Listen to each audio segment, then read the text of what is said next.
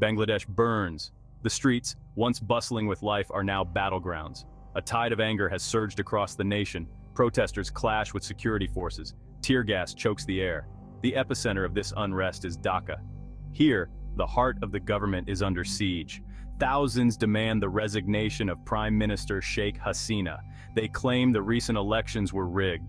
The government's response has been swift and brutal. Hospitals overflow with the injured. The death toll mounts daily. The future of Bangladesh hangs in the balance. The world watches, hoping for a miracle. As darkness fell on Dhaka, a different kind of drama was unfolding behind closed doors. Sheikh Hasina, the woman who had ruled Bangladesh with an iron fist for over a decade, was making a desperate escape. Her once secure world had crumbled around her. The protests, ignited by accusations of electoral fraud, had spiraled out of control. The loyalty of her security forces, stretched thin and demoralized, was wavering. The wolves were at the door, and Hasina chose flight over fight. Details of her escape remain shrouded in secrecy. Some say she fled by helicopter, a fleeting shadow against the moonlit sky. Others claim she was spirited away in a convoy of vehicles, racing through the night to an unknown destination. One thing is certain: Sheikh Hasina, once the undisputed leader of Bangladesh, is gone. Her whereabouts are unknown, her fate uncertain. This sudden power vacuum has left the nation reeling, adrift in a sea of uncertainty. To understand the current chaos gripping Bangladesh, one must look back to the seemingly innocuous issue of civil service job quotas. What began as a student-led movement quickly escalated into a nationwide conflagration, exposing deep-seated grievances and simmering resentment against the Hasina regime. It started with a demand for fairness. Students, already burdened by a hyper-competitive job market, protested a quota system they saw as inherently unfair. The system, they argued, disproportionately favored certain groups, shutting out deserving candidates based on their background rather than merit. The government's response was dismissive, even heavy-handed. Peaceful protests were met with force, further inflaming tensions. As the crackdown intensified, so did the protesters' demands. The quota issue became a lightning rod, attracting a diverse coalition united by their disillusionment with the Hasina government. The disputed election was the final straw. For many, it was proof that the system was rigged, that their voices didn't matter. The anger, long simmering beneath the surface, finally boiled over, engulfing the nation in a maelstrom of violence and uncertainty. The world watches Bangladesh with a mixture of horror and apprehension.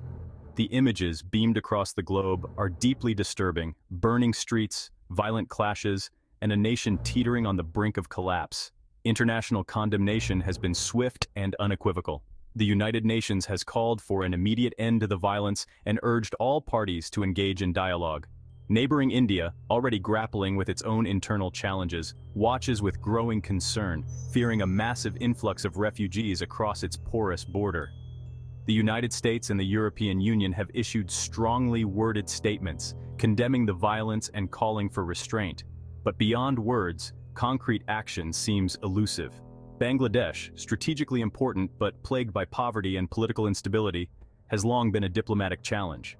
The fear now is that the situation could spiral completely out of control. A humanitarian crisis looms, with food and medical supplies running low in protest-stricken areas. The economic impact is already being felt, with businesses shuttered and tourism grinding to a halt. Bangladesh stands at a crossroads. The path ahead is fraught with danger, the future uncertain. Can a nation so deeply divided find its way back from the brink? The answer, unfortunately, is far from clear. The violence shows no signs of abating, and the political landscape remains deeply polarized. The opposition senses an opportunity to topple the Hasina regime, even as they struggle to present a united front. Dialogue seems like a distant dream. The government shows little appetite for negotiation, viewing the protesters as criminals. Trust has evaporated, replaced by suspicion and animosity. Yet even amidst the despair, glimmers of hope persist. Civil society groups are working tirelessly to mediate between the warring factions. Religious leaders are using their influence to appeal for calm and restraint. The international community can play a vital role in supporting these nascent peace efforts. By providing humanitarian assistance and facilitating dialogue, they can help create the conditions necessary for a lasting peace. The road ahead will be long and arduous, but the people of Bangladesh, known for their resilience, deserve a chance to heal and rebuild their nation. The world must stand with them, offering concrete support for their journey towards a more peaceful future.